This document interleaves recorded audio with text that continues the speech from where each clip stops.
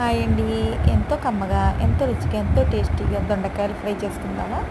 దొండకాయలు చూసారా, సన్నంగా అలా రౌండ్ ముక్కలుగా తరుముకోవాలి.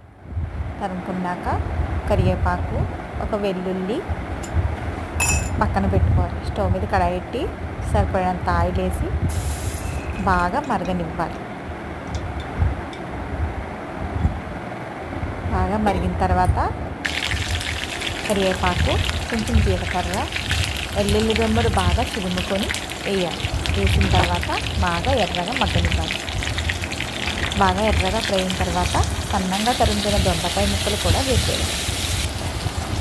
అలా స్టవ్ మీద హై మీద పెట్టి సన్నని మంటపై అలా తిప్పాలి.